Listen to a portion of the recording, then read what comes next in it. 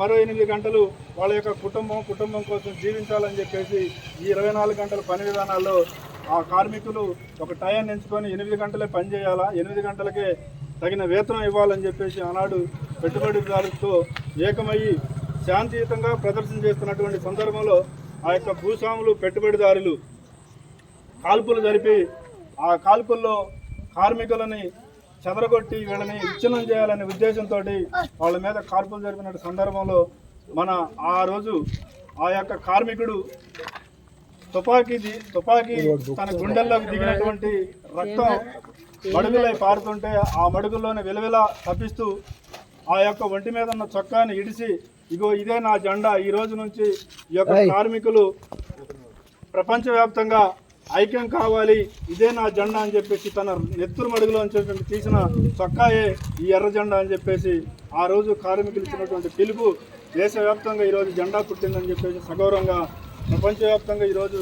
జెండా విస్తరణ చేయడం అనేది జరుగుతూ ఉంది. అలాగే అప్పటి నుంచి కూడా ఇప్పటికీ ఏ ఒక్క కార్మికుడైనా సరే గ్రామాల్లో పనిచేసేటువంటి కార్మికులతో సహా ఈ ఎర్ర జెండా రోజు, ఈ యొక్క మేడే రోజు తమ జెండాని గుర్తు చేసుకుంటూ ఇది నా పండగ, ఇది నా యొక్క హక్కుల కోసం పుట్టినటువంటి జెండా, నా యొక్క పని విముక్తి కోసం ఏర్పడినటువంటి జెండా అని చెప్పేసి ప్రతి ఒక్క కార్మికుడు, ఒక ఆటో డ్రైవర్ కాడ నుంచి, ఒక యూనియన్ డ్రైవర్ కాడ నుంచి, ఒక హమాలీ కాడ నుంచి, ప్రతి ఒక్క పేద రైతు కాడ నుంచి, కూలి రైతు కాడ నుంచి వీళ్ళంతా ఏకమై ఎర్ర జెండా పక్షాన నిలబడుతూ ఈ ఎర్ర జెండానికి ముందుకు సాగిస్తూ ఎవరైతే వెనకబడిన వర్గాలు ఉన్నారో వాళ్ళందరికీ వారి యొక్క హక్కుల కోసం పోరాటం చేస్తున్నటువంటి ఈ ఎర్ర జెండా ఈరోజు మన గ్రామంలో కూడా జెండా ఎగరవేస్తూ ప్రతి విషయాన్ని ప్రతిదీ కార్మికులకు ఉపయోగపడే విధంగా, రైతులకు ఉపయోగపడే విధంగా, రైతు కూలీలకు ఉపయోగపడే విధంగా, ఒక ఆటో కార్మికులకు ఉపయోగపడే విధంగా, ఒక హమాలీకి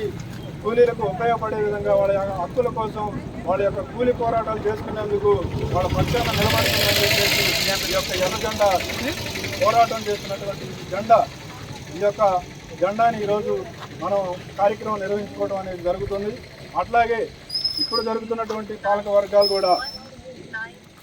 కార్మికులపైన కానీ పేదలపైన కానీ వివక్ష చూపిస్తూనే ఉన్నారు తప్ప పేదలకు కావాల్సినటువంటి అర్హత కలిగినటువంటి వారికి కూడా వాళ్ళకి కావాల్సినటువంటి హక్కులు కూడా కాలరాస్తూ వారి యొక్క సొంత నిర్ణయాలకు లోబడి పాలకవర్గం పనిచేస్తున్నటువంటి సందర్భాలు కూడా ఉన్నాయి. రాబోయే కాలంలో వారి యొక్క విధి విధానాలకి ప్రజలకి ఏదైతే ఉపయోగకరంగా లేనటువంటి ఆ విధానాన్ని వెనకగొట్టేందుకోసం ఎర్రజెండా పోరాడాలని చెప్పేసి ఈ యొక్క కార్మికులకి ఐక్యత కోసం మనం అంతా ఐక్యంగా ఉండి కార్మికుల పక్షాన